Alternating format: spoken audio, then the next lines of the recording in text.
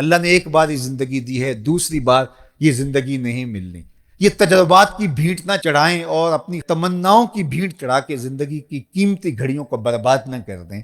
اس زندگی کو خوبصورتی سے گزارنے والے کے بتائے ہوئے اسلوب کے مطابق گزاریں، جن کے اسلوب زندگی کو اسوہ حسنہ قرار دیا ہے۔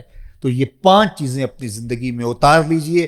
سب سے پہلی چیز کہ نیتوں کا حسن، دوسری چیز اپنے وقت کی قدردانی اور اپنی زندگی سے لا یعنی اور بے مقصد چیزوں کو نکال دینا، تیسری چیز جو اپنے لیے پسند کرو وہی اپنے مومن بھائی کے لیے پسند کرو، اور چوتھی چیز حلال بھی واضح حرام بھی واضح، اور جو درمیان میں شبہ والی چیزیں ہیں ان سے اپنے آپ کو دور کیجیے، اور پانچویں چیز ہمارے ہاتھ سے اور ہماری زبان سے، ہمارے رویوں سے، ہمارے طرز معاشرت سے، ہمارے انداز زندگی سے کسی دوسرے کو کوئی تکلیف نہ پہنچنے پائے۔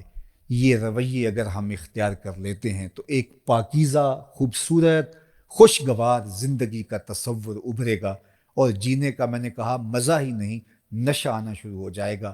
پھر زندگی کا ایک ایک پل قیمتی بھی ہو جائے گا، با مقصد بھی ہو جائے گا، اور پھر ایک نئی معاشرت کی تشکیل کے اندر ہمارا کردار بھی انتہائی اہمیت کا حامل ہو جائے گا۔ ورنہ جینے کو تو جانور بھی زندگی گزار رہے ہیں، جینے کو تو جو ہے وہ پرندے اور چوپائے بھی زندگیاں بسر کر رہے ہیں۔ انسان اشرف المخلوقات انہی خوبیوں کی وجہ سے ہے، جو ممتاز ہوتا ہے دیگر مشارکات سے اور دیگر مخلوقات سے، وہ اس کے وہ وصف ہیں۔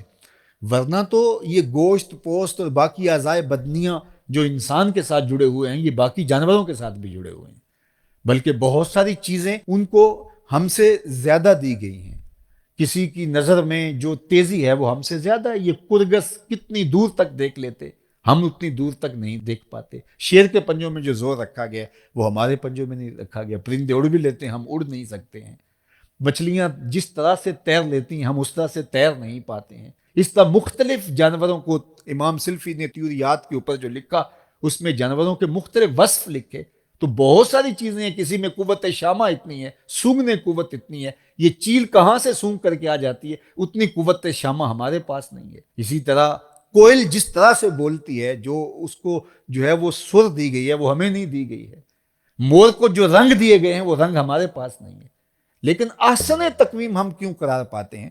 احسن تقویم ہم اس لیے قرار پاتے ہیں کہ وہ اوصاف حمیدہ جو انسان کو دیے گئے وہ کسی اور کا مقصود نہیں ہے، اور اگر وہ اوصاف اس میں نہیں پیدا ہو پاتے تو پھر قرآن نے دوسری بات کہی، اولئک کالانعام بل ہم اضل، یہ چوپائے ہیں بلکہ چوپایوں سے بھی بدتر ہیں۔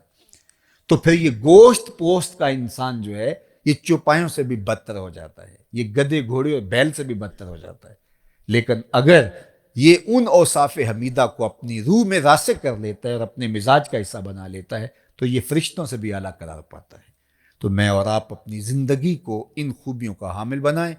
اللہ مجھے آپ کو توفیق عمل نصیب فرمائے۔